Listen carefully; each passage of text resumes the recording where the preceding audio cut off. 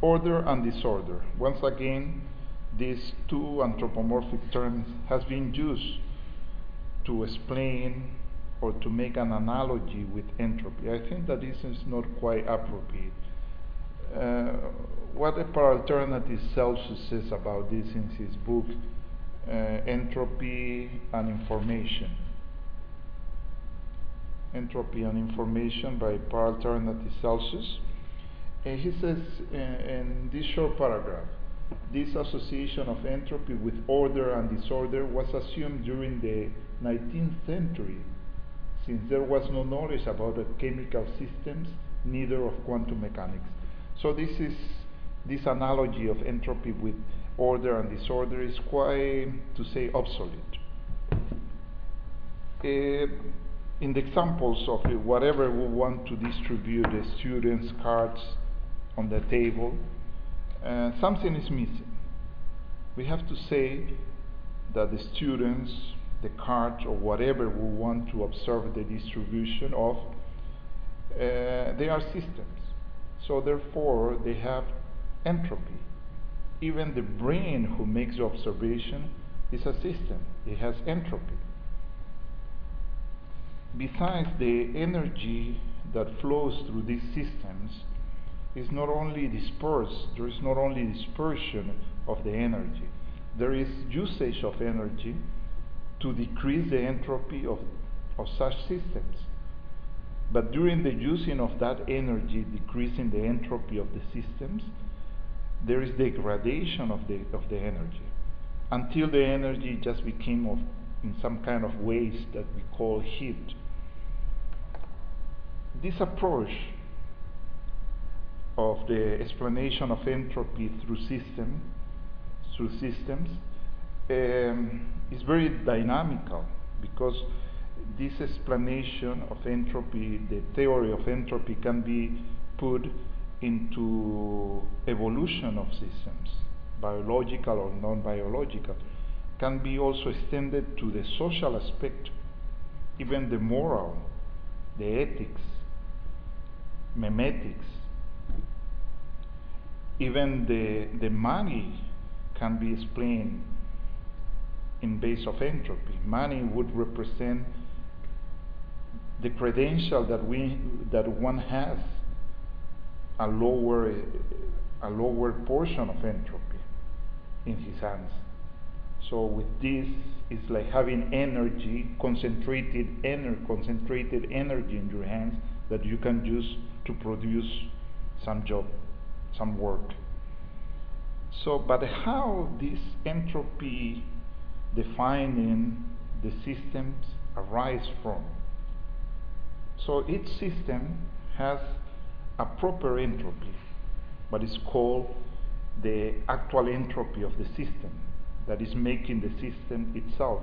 There are functions there are elements.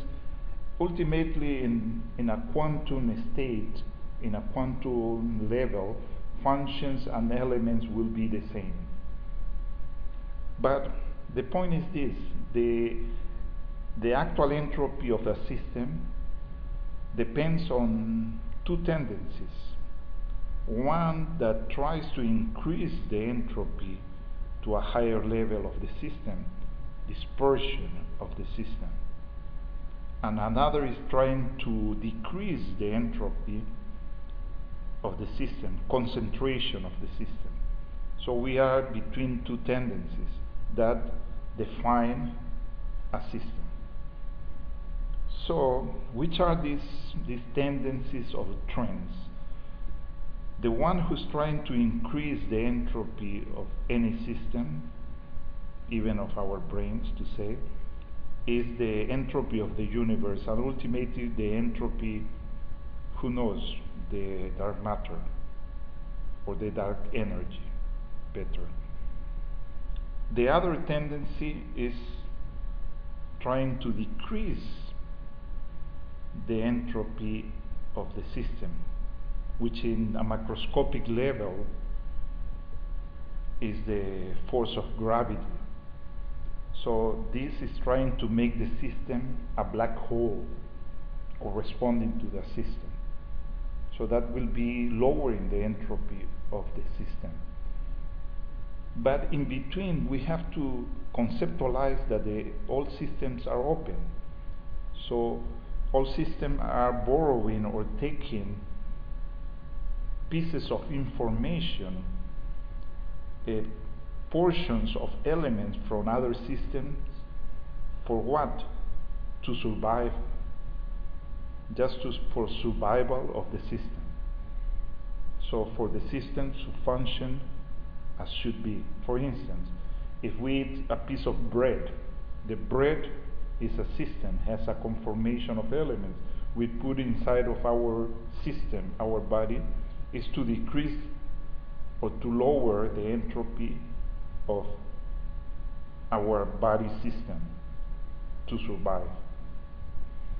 But when you isolate a system, like in a solarium, if you cover a solarium and the solarium is totally black out, the elements of this solarium are starting to disperse inside that space.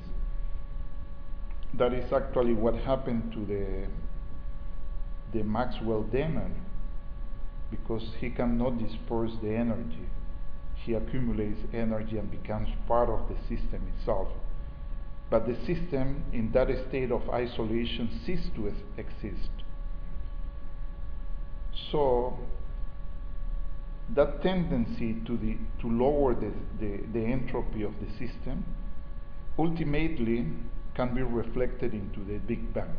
So we have complete the whole scenario from the Big Bang to the boundary of the universe. From the Big Bang that represents the lowest status of entropy to the boundary of the universe that is representing the highest status of entropy in the universe. So if we put this big scenario in our mind, we could understand better what entropy is all about. And we can extend the concept, the theory of the second law of thermodynamics to any system that we want to study. Thank you.